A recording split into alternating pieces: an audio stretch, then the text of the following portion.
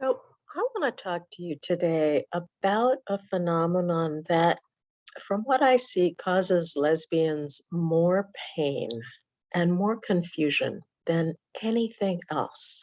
And yet, I don't hear a lot of people really understanding what goes on, what it is that happens for us. So, I would like to try to unravel that mystery and give you some information that can make a huge difference in your ability to date wisely and love well, which is what my life's work is about helping our community do. I'm Ruth Schwartz. I am the director of the Conscious Girlfriend Academy, which is the leading global resource helping lesbians and queer women have the conscious dating and love lives and sex lives that really fulfill us, that make us happy. So I have a PhD in transpersonal psychology. I've worked with individuals and couples for just about 20 years now.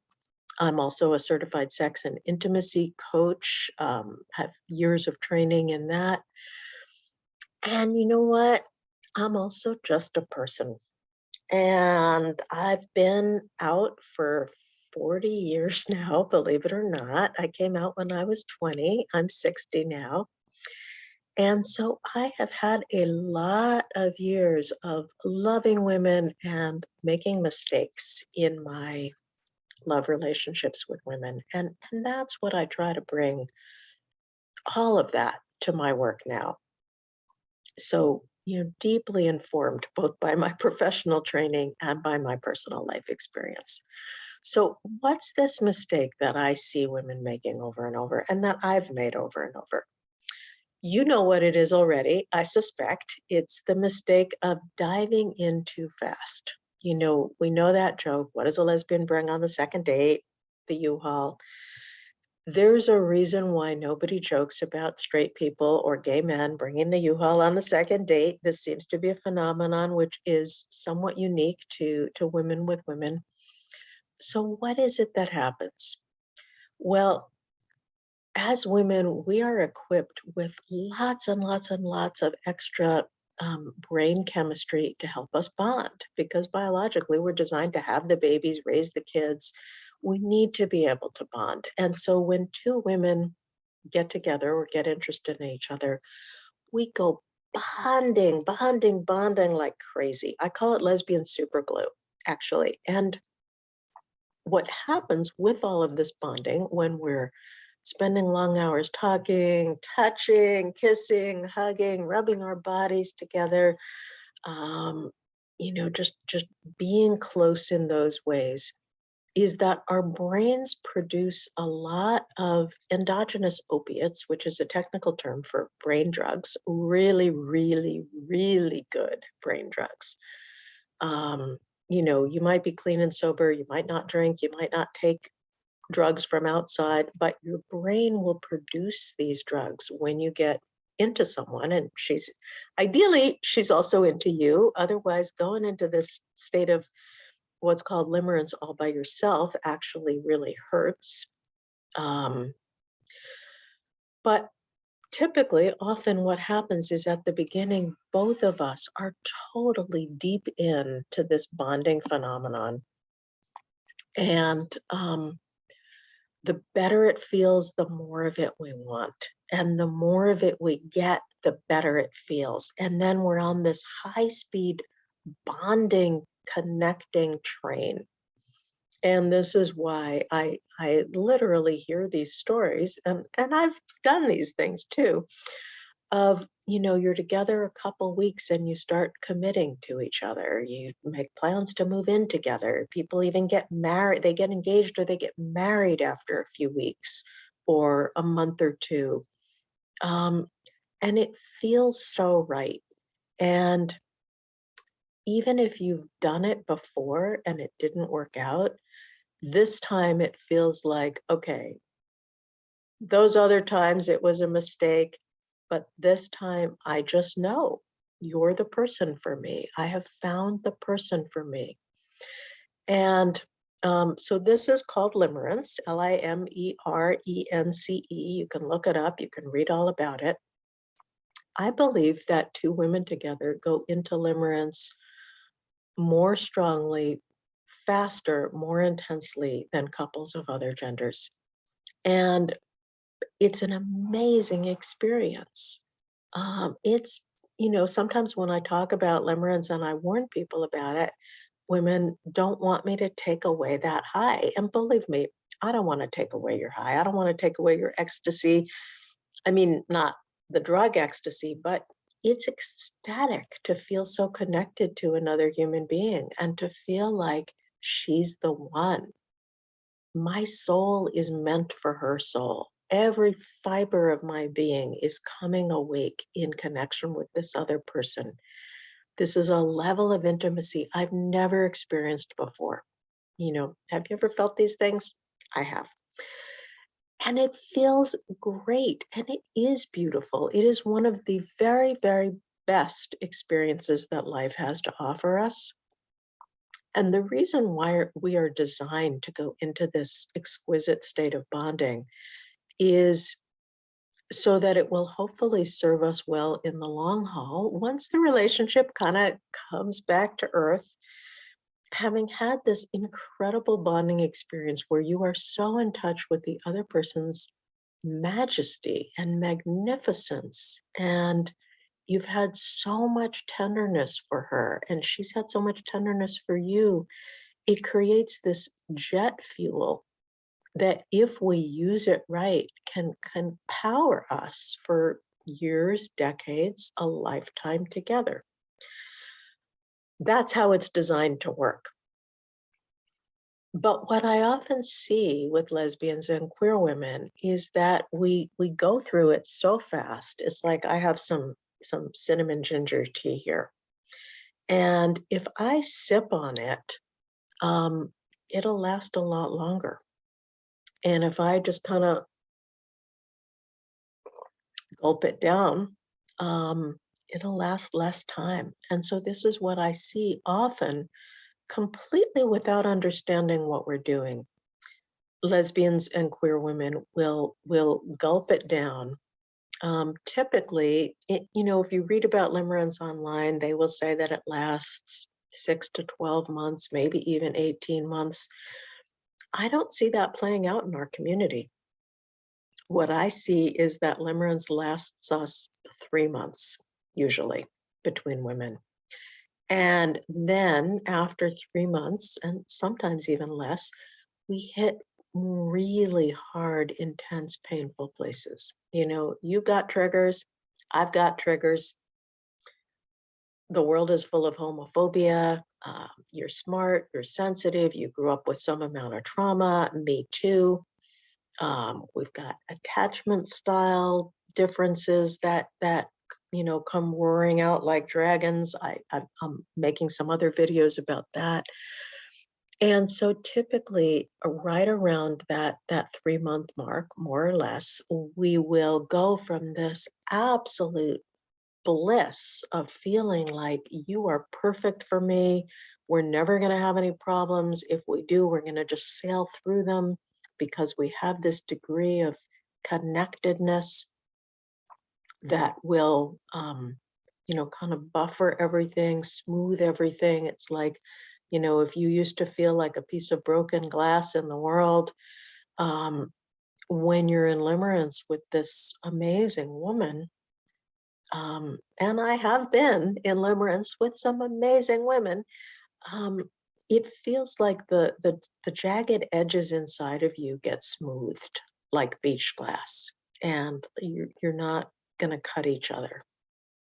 But then a few months in, when sometimes actually as a reaction to the limerence, because a lot of us reach a certain point and then it gets pretty scary to be so close in.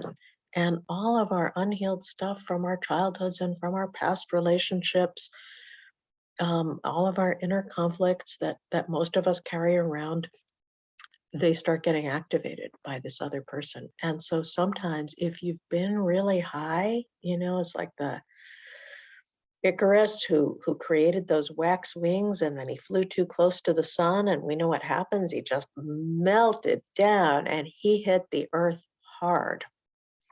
That's what sometimes happens in our relationships. And so When we've gone too fast in limerence, we haven't built the actual foundation of trust that can help us get through that falling down to earth time. A lot of times we hit really hard places and we just don't have what it takes to navigate them. I have been there. I have done that. I have another video called Confessions of a Toxic Girlfriend, where I talk about a relationship where this happened after just 6 weeks. Actually, it started happening after 2 weeks. We broke up after 6 weeks. So if you've ever done that, my heart completely goes out to you and also to your girlfriend, because oftentimes when this happens, we start vilifying the other person. Well, sometimes we might vilify ourselves. We might blame ourselves and think, oh my God, I'm so damaged. I'm so broken. What's wrong with me? Maybe I'm just not meant to have a relationship.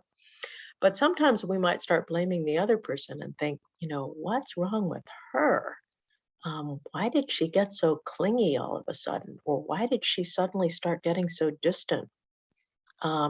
And again, that's attachment style differences. Check out some of my other videos to understand more about that. But coming back to limerence, this will happen. This intense bonding with the lesbian superglue will happen. So how can we navigate it more wisely so that it is less likely to melt our wings and send us crashing down to earth? Okay, so I hope you won't shoot the messenger here. A lot of people don't like this message, but part of what helps is going more slowly. And that helps for a number of reasons. One, you actually get to know who this other person is rather than just being in this gauzy haze of projections and fantasies. As you get to know her a little more slowly, you actually might realize she's not right for you or you're not right for her. And you might choose to not go forward at all. And believe me, there are people with whom, if I had gone slowly and if I had let myself be in my right mind, I would not have gone forward. I had some amazing experiences by going forward, but boy, did I also have some incredible heartbreaks. And so I imagine you probably know what I'm talking about. You know what I'm talking about? Okay. After you've been through that a few times, um, you probably don't want it to happen again. So slowing down so that you can really keep your wise mind on board is part of what will keep it from happening. Now, maybe you slow down and the signs are actually pretty good. As you get to know each other over several weeks, a month, several months before having sex, I know it's hard. But the other thing that you can do by slowing down is actually build a stronger foundation. And when you start kind of flirting, sexting, even if you don't go all the way right away, you start really sexualizing your interactions, it's so powerful that it can kind of take over and thwart or interrupt the process of really just getting to know this other being as a full being and letting her get to know you as a full being. So slowing down can create a much more dimensional connection with a more solid foundation. The other thing I recommend that you do as you're going slowly is have some relatively unsexy, but actually really intimacy building conversations about who this other person is in relationships once the limerence or new relationship energy wears off. What are the kinds of conflicts that she has repeatedly found herself having with girlfriends? What are the kinds of conflicts that you have repeatedly found yourself having? Um, Because if you start having these conversations before those conflicts are actually coming up between you and her, You can learn about each other. You can proactively strategize. You can be prepared. I know these are not conversations that most of us are used to having. And again, it can feel like, well, I don't need to have them with you because this is never going to happen with you. We're different. So take it from me, I've made that mistake over and over. And, we don't necessarily have to say it's a mistake. I mean, I've had beautiful, amazing experiences, and I have worked so hard to learn from all of them. But what I see now is that sometimes what might have actually been able to be a lasting relationship has gotten destroyed by going too fast. So you can actually increase the odds of getting to be with this amazing person that you're feeling all these feelings for if you go slower. And you can also make things potentially easier on you. Some relationships will survive even the turbulence of starting out so fast and intense and then having to kind of recalibrate, repattern, regroup, take a break, figure out what the hell was happening where we started triggering each other so much. How can we reset? Some relationships will survive that. Um, but even if you're lucky enough to be in a relationship that survives it, you could actually make it easier on yourself by going slower. And, I recently heard a woman that I know talk about how, she said, like, well, she's my dream woman, I'm her dream woman. So we just got married 5 months in because we just figured, okay, we're going to just commit all the way and we're going to deal with whatever comes up. And I admire that. She's a love warrior. I'm a love warrior. Gotta hand it to us, love warriors. A lot of us lesbians and queer women are like that. But at the same time, if I went to the dentist and the dentist said, guess what? You haven't come to the dentist for years. You need 12 fillings. If I were a dental warrior, I might say, okay, I'm going to schedule an appointment and just have you fill all 12 of those fillings in the same visit. Would you do that? Actually, I wouldn't do that. I think it would be really traumatic for your body. I don't think it would be an act of kindness. I think you need to space those dental visits out. And in the same way, in our beautiful, tender, heartfelt lesbian relationships, and I speak from experience, if we space those things out more slowly, um, it's just an act of kindness to ourselves, to our vulnerable selves, and to each other. So, how do you go slower when you're really, really into someone and when all these magical feelings are happening? How do you have the communication so that as you go slower, she doesn't freak out and feel like you're pulling away? You don't freak out and get scared about her pulling away. How can you be on the same page so that you're really consciously doing this thing together, building this potentially really solid, healthy foundation? And, like I said, as you go slower, you might actually realize, hey, good thing we went slow because you're not actually somebody I can build a healthy, solid relationship with. It's been real and I appreciate you, and but I gotta regroup and look for a better fit for myself. That might happen. But it also might happen that as you go slower, you really are building something together. It's like if you have a sapling, a young tree, and you try and build a tree house in that sapling, chances are that tree house is going to come crashing down and it might bring the young tree, the sapling, with it.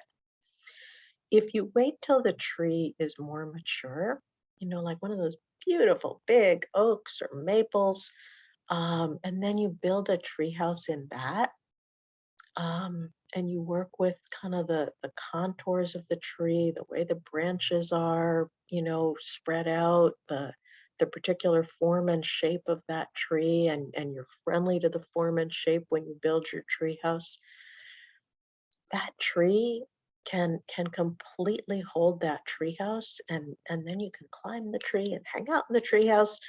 You get my point.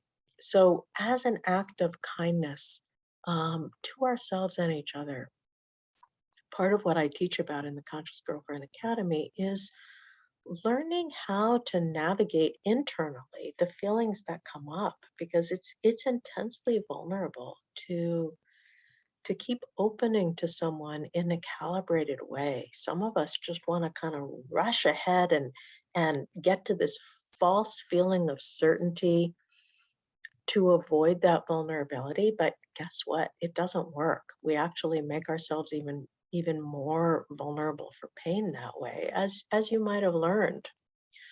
Um, so as an act of kindness, how can we have these conversations that support us in going more slowly and consciously into relationship? It's a lot of what I teach about in the Conscious Girlfriend Academy. So if that resonates, look for another video soon, and also come to consciousgirlfriendacademy.com. Check out our classes, check out our amazing community of growth-oriented lesbians and queer women that are looking to do this thing in a way that really helps you create the lasting love you want. The long haul, not the U-Haul. Okay. Thanks for being here. See you soon.